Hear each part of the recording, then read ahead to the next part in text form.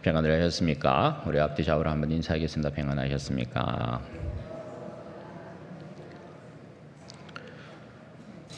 예, 감사합니다. 저는 여러분 기도 덕분에 잘 다녀왔습니다.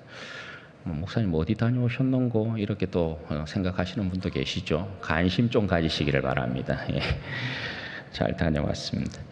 오늘은 오늘의 역사에서 기림이라는 제목으로 하나님 말씀 증거하겠습니다. 흔히들 역사를 잇는 민족에겐 미래가 없다라고들 합니다. 천안의 독립기념관을 가보시면 오늘의 대한민국을 위해서 목숨을 버린 수많은 선국 선열들의 역사를 만나볼 수 있습니다. 개중에 혁혁한 공을 세운 영웅들의 경우에는 독립기념관에서뿐만 아니라 그들의 고향이나 또 역사의 현장에서 저들을 위해 기념비를 세워놓고 그 업적을 새겨서 기리는 것을 보게 됩니다. 마땅히 나라와 민족을 위해 싸운 순국 열사들과 애국 지사들의 공로가 칭송받아야 할 것이고 후대들에게 배움이 되어야 할 것이죠. 과거의 역사는 오늘을 살아가는 우리에게 교훈을 주고 내일을 밝혀주기 때문에 그렇습니다. 오늘 본문에서도 주님과 그 나라를 위해 순교한 한 사람을 주목하여 기리고 있는데요. 세례 요한이라는 사람입니다. 지난 시간에 우리는 주님께서 그 제자들에게 권능을 주셔서 강복군으로서 모든 촌을 두루 다니시며 모든 귀신의 권세를 정복하고 또 문 영혼들을 죄와 어둠의 권세에서부터 해방시키고 구원하신 내용을 살펴보았습니다. 감히 그 누구도 대적할 수 없는 파죽지세의 주님 나라의 모습을 그리고 있었습니다. 여러분, 이로 인해서 나타난 일이 뭐냐? 오늘 14절 말씀해 보시면 이스라엘 백성 가운데 예수님의 이름이 드러나게 된 것입니다. 그럴 수밖에 없죠. 왜 그렇습니까? 제자들이 귀신을 쫓아내고 병을 고칠 때 자신의 능력이나 이름으로 고친 것이 아니지요. 누구의 이름과 누구의 능력으로 그 일을 행한 것입니까? 주님의 이름으로, 그죠? 예수의 이름으로 행한 그러한 능력들이란 말입니다. 그러니 이스라엘 백성들 가운데 다들 예수가 누군데? 이러한 이제 일들이 일어나게 된 것이에요. 이 소문이 헤롯 왕에게도 들렸습니다. 여기에서의 헤롯은 예수님 탄생 시에 유대를 다스렸던 헤롯 대왕을 이야기하는 것이 아니고 그 아들 헤롯 안티파스를 이야기합니다. 이때 당시 헤롯 안티파스는 갈릴리와 베레아 지방을 다스리는 분봉왕이었습니다. 헤롯이 예수님의 소문을 듣고 어떻게 생각을 했느냐? 14절 중간쯤 보십시오. 세례 요한이 죽은 자 가운데서 살아났도다. 그러므로 이런 능력이 그 속에서 일어나느니라, 그렇게 말을 하고 있습니다. 그런데 또 어떤 사람은 엘리야가 살아난 것처럼 이야기를 하고, 또 어떤 사람은 내 선지자 중에 하나가 다시금 살아난 것이 아니냐, 그렇게 말하기도 했습니다. 여러분, 예수님에 대한 이러한 소문이 떠들었던 이유가 뭐냐 하면 이스라엘 백성은 메시아에 대한 이야기를 할 때 이전 선지자의 환생으로 이해하고 있었기 때문이었습니다. 마가복음 9장에서도 보면 예수님께서 제자들에게 사람들이 나를 누구라 하느냐, 그렇게 질문하는 내용이 나옵니다. 그때 제자들이 어떤 이는 세례 요한이라고 하고 어떤 이는 엘리야라고 하기도 하고 어떤 이는 선지자 중에 하나라고도 합니다. 그렇게 대답을 합니다. 그러니까 죽은 선지자의 부활, 이것이 당대 유대인들이 일반 백성들이 가졌던 메시아에 대한 일반적인 인식이었다라는 것을 알 수 있는 거죠. 그 중에 헤롯은 자신이 목벤 요한이, 세례 요한이 다시 살아난 것 아니냐, 그렇게 생각을 했다라는 것입니다. 그리고서 세례 요한의 순교 이야기가 쭉 이어집니다. 17절부터 이어지는데요. 마태나 누가복음에도 세례 요한의 순교 이야기를 하는데 오늘 우리가 살피는 마가복음의 내용이 가장 상세히 기록이 되어 있으면서도 가장 길게 설명이 되어 있습니다. 여러분 왜 그럴까요?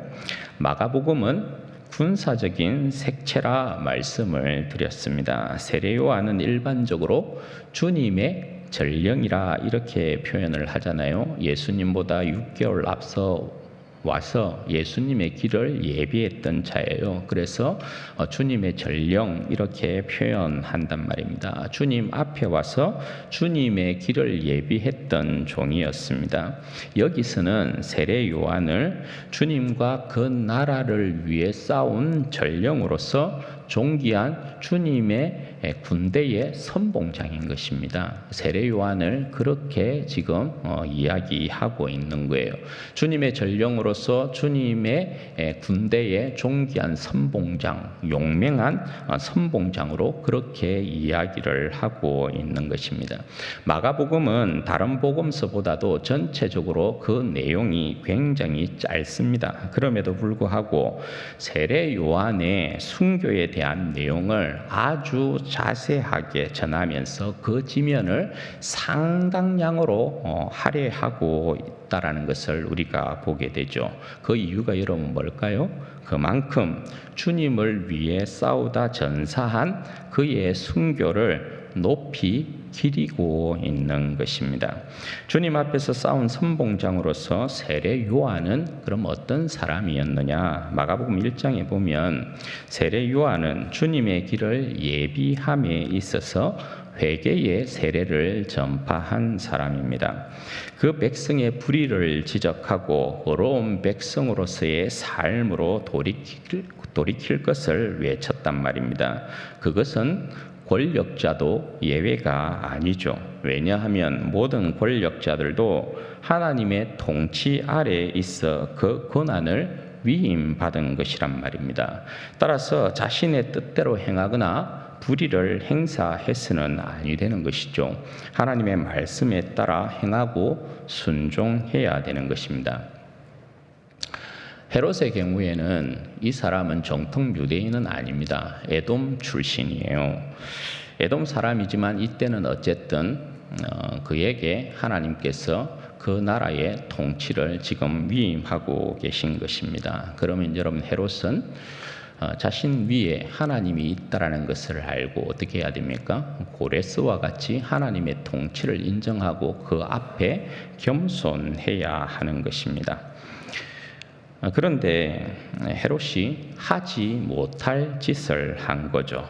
그에 대해서 세례 요한이 또 겁도 없이 살아있는 권력을 향해서 잘못을 지적한 것입니다. 17절, 18절 말씀 한번 보시죠. 여러분 지금 하우링 나지 않습니까? 괜찮습니까? 하우링 나면 조금 조절해 주세요. 17절, 18절 말씀 보세요. 전에 헤롯이 자기가 동생 빌립의 아내 헤로디아에게 장가든 고로 이 여자를 위하여 사람을 보내어 요한을 잡아 옥에 가두었으니 이는 요한이 헤롯에게 말하되 동생의 아내를 취한 것이 옳지 않다 하였음이라. 그럼 겁도 없죠, 그죠? 어떻게 살아있는 권력을 향해서 잘못했다 말을 할 수 있습니까? 예나 지금이나 살아있는 권력을 향해서 잘못했다, 불의하다 이렇게 지적하게 되면 가시밭길 걷게 되는 것입니다. 지금도 우리는 그 모습을 여러분 생생하게 지켜보고 있지 않습니까? 그래서 여러분 감옥에 가게 된 것입니다. 그러나 살아있는 권력과의 이 싸움은 세례 요한의 사명인 것이죠. 누구나 할 것 없이 뭇백성을 어려운 백성으로서 이 삶으로 돌이켜서 메시아를 맞이하도록 해야 하는 것이 세례 요한의 사명이었기 때문에 그렇습니다.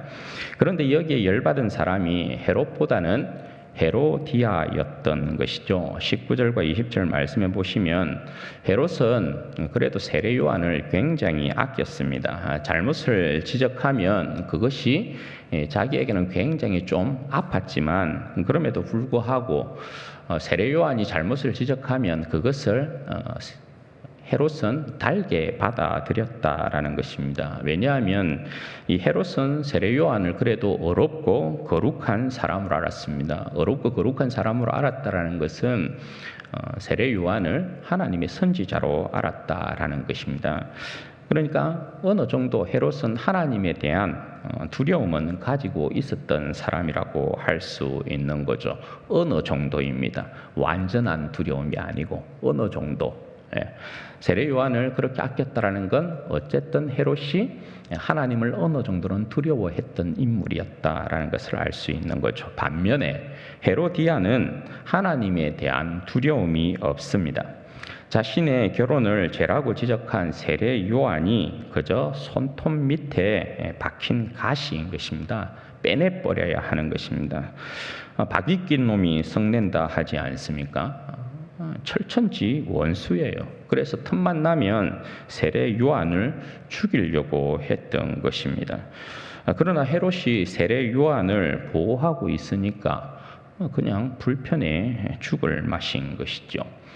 그러던 차에 마침 좋은 기회가 왔습니다. 21절 말씀부터 보시면 헤롯이 자기 생일을 맞이해서 많은 귀인들을 불러서 잔치를 벌인 것입니다.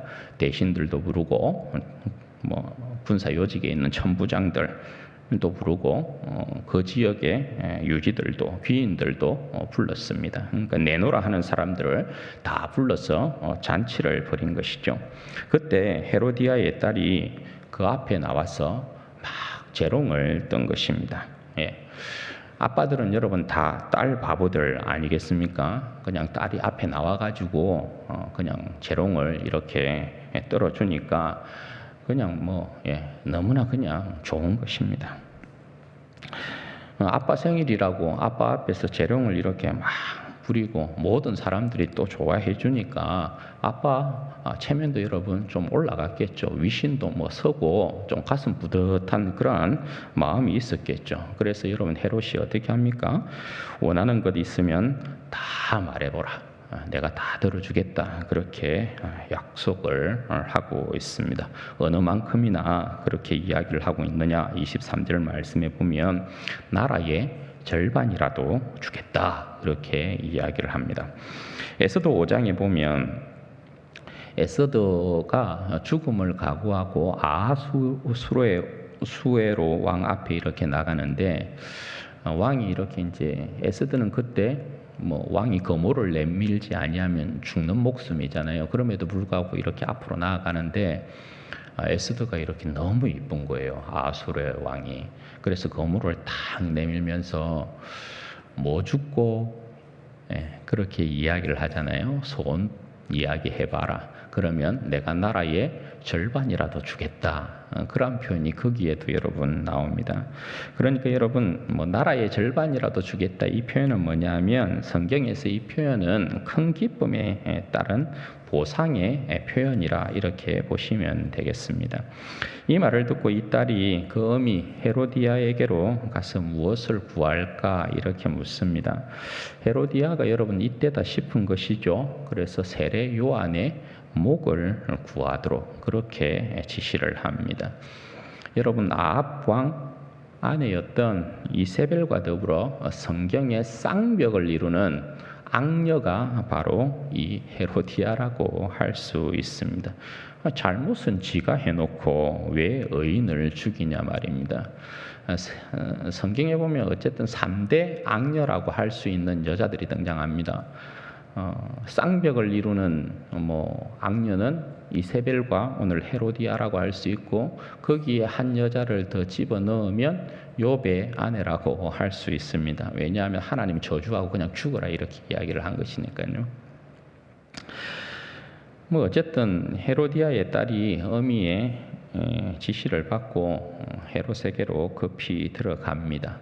왜냐하면 말이 식으면 효력이 떨어질 수 있잖아요. 잔치의 흥이 끝나기 전에 다시 급히 들어가서 세례 요한의 목을 주십시오. 그렇게 구한단 말입니다. 여러분, 헤롯이 아마 상상도 하지 못한 것일 거예요. 세례 요한의 목을 구할 것이라고 생각을 했으면 무엇이든지 원하는 대로 구하라 그렇게 말하지 않았을 것입니다. 그래서 여러분, 헤롯이 그 말을 듣고 어떻게 했다 합니까? 오늘 말씀해 보면 26절에 근심했는데 그냥 근심한 정도가 아닙니다. 심히 근심했다 이렇게 이야기합니다. 그러니까 심히 근심했다 이 말은 마음에 그냥 괴로워 죽을 지경이었다 이런 이제 표현이라 할 수 있는 거거든요. 그런데 여러분, 어떻게 하겠습니까? 자신이 뱉은 말이 있잖아요. 사람들 앞에서 뱉은 말이 있으니까 자신의 체면이 거기에 걸려 있는 거죠. 그래서 여러분, 어떻게 한다고요? 세례 요한의 목을 그냥 내어주게 됩니다. 그래서 세례 요한은 주님의 선봉장으로서 이렇게 순교를 하게 되고, 요한의 제자들이 와서 시체를 가져다가 장사했다 그렇게 말씀합니다. 여러분, 오늘 본문의 내용이 이런 것입니다. 사랑하는 여러분, 오늘 세례 요한의 순교를 그런데 왜 이 지점에서 이야기하고 있는 것일까요? 분위기 좋았지 않아요. 제자들이 나가서 회개하라 전파하고, 그죠? 많은 귀신들도 내어쫓고 많은 병자들도 예수님의 이름으로 고치면서 곳곳에 광복을 주고 있었단 말입니다. 주님의 나라를 회복시키고 있었어요. 곳곳에 문 영혼들이 죄의 권세에서부터 벗어나서 해방을 누리고 있었단 말입니다. 분위기 좋았잖아요. 그런데 갑자기 분위기가 싸늘해진 것입니다. 왜요? 선봉장의 죽음을 지금 여기에서 전하고 있기 때문이죠. 찬물을 이렇게 확 끼얹는 느낌? 그런 것이라고 할 수 있죠. 그럼 무엇을 말씀하려고 하는 것일까요? 여러분, 주님을 위해 싸운다라는 것, 의를 위해 싸운다라는 것, 여기에 여러분 뭐가 필요하다라는 것입니까? 무조건 기쁨과 즐거움과 승리만이 주어진다라는 것이 아니거든요. 선봉장이 죽었다. 주님의 나라를 위한 그 싸움에 있어서 선봉장이 죽었다. 뭐 이야기합니까? 주님과 그 나라를 위한 싸움에 있어서는 순교를 각오해야 한다라는 것을 말씀합니다. 왜요? 세상은 하나님을 경외하지 않기 때문에 그렇습니다. 세상은 우리가 주로 고백하는 예수님을 왕으로 고백하지 않기 때문에 그렇습니다. 주님의 말씀을 떠나 사는 삶에 대해서 죄를 지적하면, 저들의 잘못을 지적하면 세상은 오히려 우리를 위협하고 비방하고 침뱉고 욕하고 돌 던지고 때리고 감옥에 보낸다라는 것입니다. 우리의 목숨이라는 것이 때때로 세상에서는 굉장히 여러분 비참합니다. 그죠? 어린 딸 아이 하나의 재롱잔치에 목이 날아갑니다.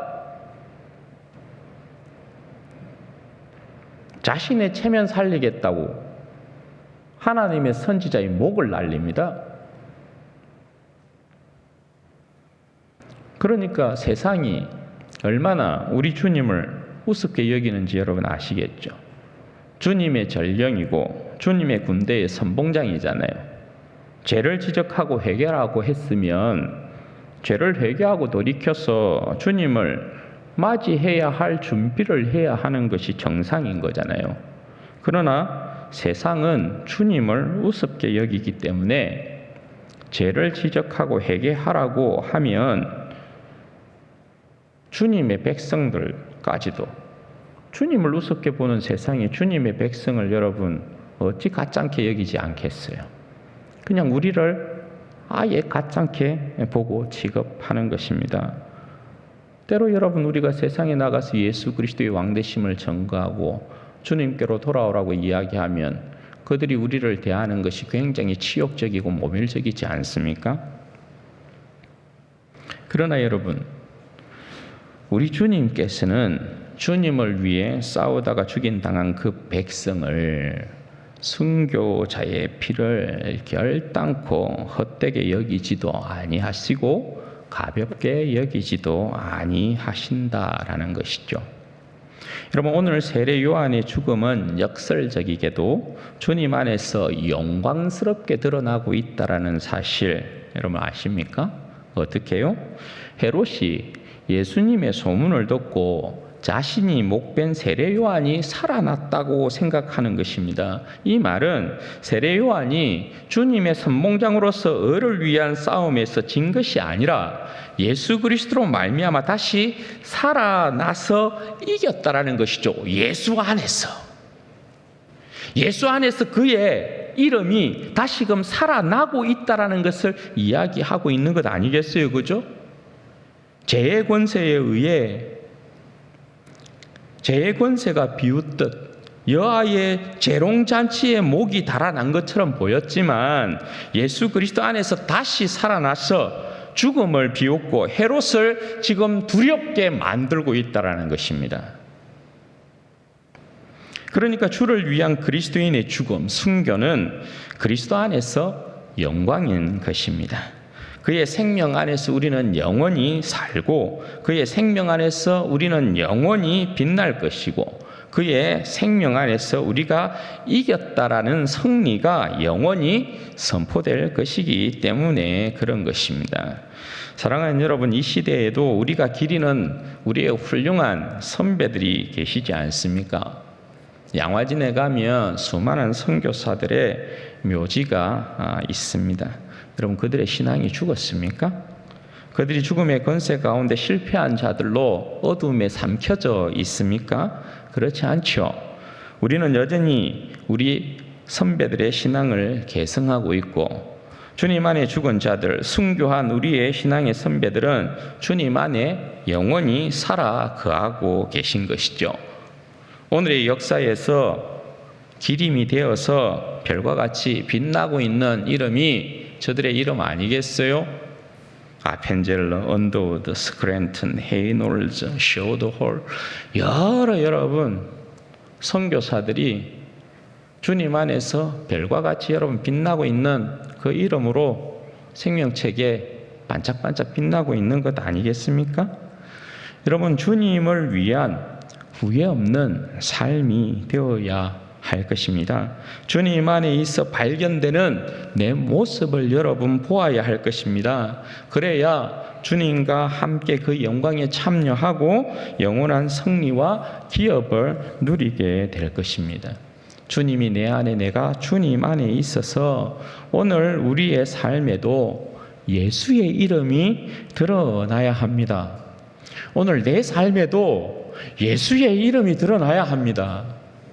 제자들이 여러분 예수의 이름으로 그 권세와 능력으로 귀신을 내어 쫓고 병든 자를 여러분 고치면서 그 지역을, 그 나라를 하나님의 나라로 여러분 만들어냈던 것처럼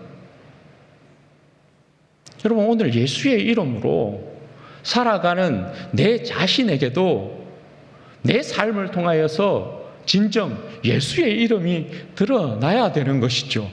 저 사람을 통하여서 예수가 누구? 아니 저 할매를 통해서 예수가 누구?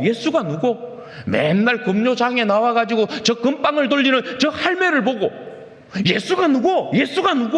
저 할매가 와 저리 미쳐있노? 그런 소리 들어야 되는 거죠. 그런 소리. 네. 내 삶에 예수 그리스도가 존귀케 되어지는 역사가 일어나야 된다는 것입니다. 내가 예수를 위해 살고 있으면 그죠? 내 안에 계신 그리스도가 드러나야 되는 거죠.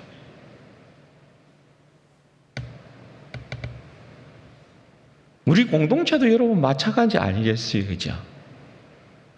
예수 그리스도의 이름으로 모이고 그의 뜻을 받들고 그의 역사를 이루어가는 우리 공동체를 통해서도 진주은혜교회라는 이 진영에 모인 군사들을 통해서도 예수의 이름이 드러나야 되는 것이죠.